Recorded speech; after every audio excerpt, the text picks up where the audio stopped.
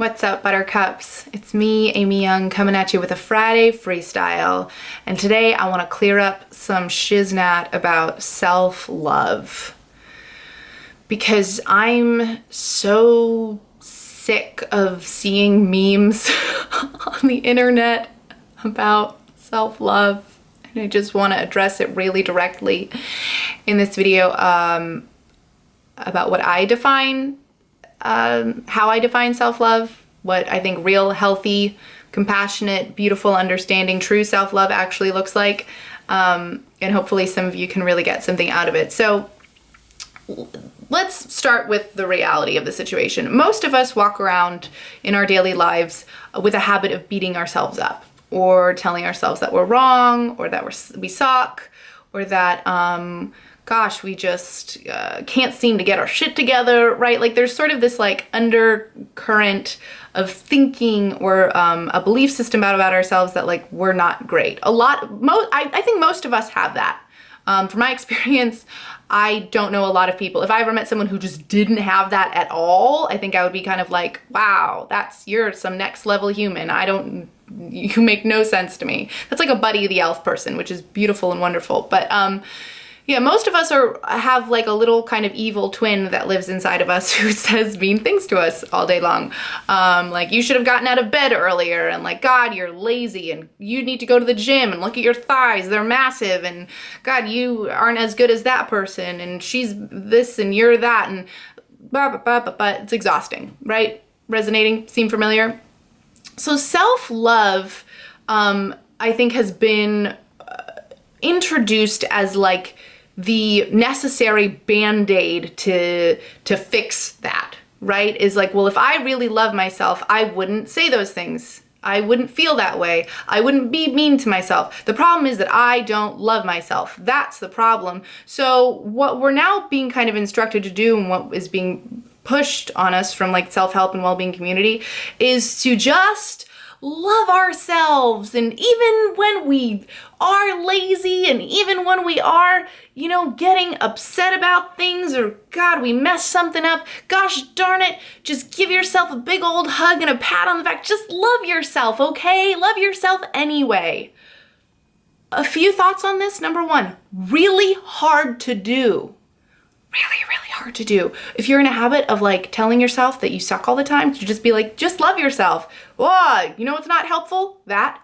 And the other thing about this is that, I'm sorry, if I'm talking about the kind of relationship I want to have with myself, what a truly loving relationship would look like to me is if I can recognize when I'm being awesome and great and celebrate that, and also recognize when I'm maybe not being so awesome and great and recognize that, and to not have like a really mean attachment to it, but to be able to honestly assess, where am I sucking right now? Like, where am I not being the person I would like to be? And naturally, of course, we want to be able to do this in an easy, gentle, loving fashion. But anyone out there who is just saying, no, like, you're great, don't even worry about it, you're fine. What the F and F? How is that helpful? Is that the kind of relationship I would want to have with any other person in my life, where they're just gonna like yes man me all the time and just tell me that I'm great? Is that realistic? Am I gonna like trust myself if when I screw up or get angry or hurt somebody or make a mistake, if I just tell myself I'm fabulous all the time and I'm like, don't even worry about it, I love you? It doesn't feel authentic to me. You know what does feel authentic is being able to have an honest conversation with myself from a loving, supportive place about maybe where I did unfortunately mess up, where I could have done better. I need to be able to honestly assess, these are my strengths, these are some of my weaknesses. It's okay, I can have both, but I want to be able to look at both sides of them. I don't want to just focus on my strengths and just like be building up my ego all the time, because that's not what love is. Love has room for all of it. Love is inclusive. Love can see the good with the bad and understands, okay, you know what? This is what we're working with. It's all good. We can do this with ourselves. I had a client who articulated this so beautifully in a session we had this week, and I asked her if I could share it. And she said, there's a big difference between recognizing your flaws and self-criticism. And that is where I want us all to start. Self-criticism is mean, it's degrading, it feels shitty when we do it.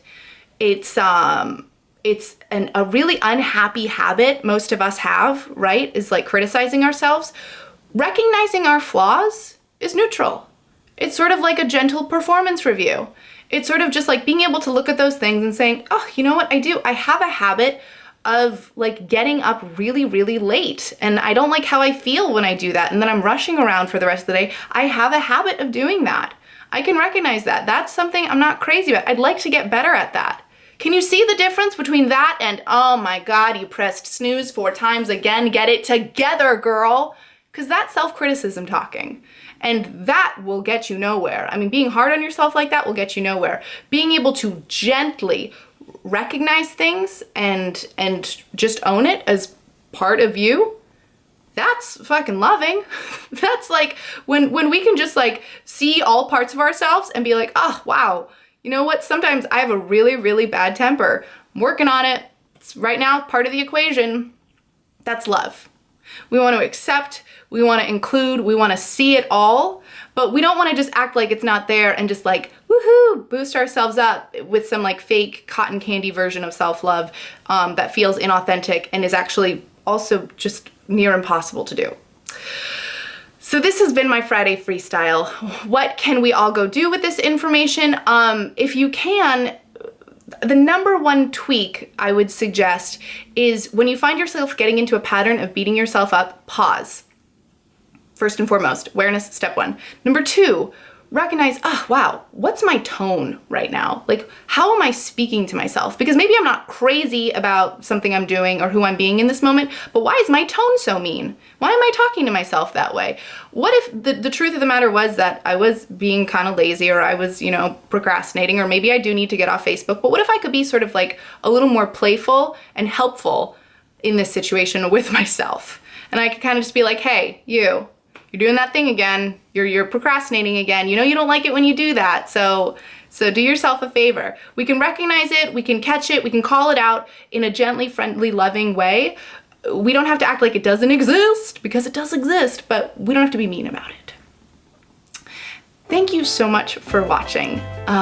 If you like this video, please subscribe to my channel. If you want to be on my email list so you can get regular updates from me every Wednesday, I would love to connect with you via my website, amyyoungcoaching.com. You can head to the link in the description box and enter your email, and I'll visit you this Wednesday, every Wednesday. Love yourself in a way that's honest and authentic. And yeah, we want to be cultivating the kind of relationship with ourselves that we would have with any other potential soulmate. You know, one of honesty, authenticity, support, understanding, have a sense of belonging with ourselves. Love is included in all of that. Take care, and until next time, I'll see ya. Or you're kind of being a cocky douchebag, or like, I just don't like how you're coming across to me, and suddenly you're like, I don't think I want you in my vagina at all.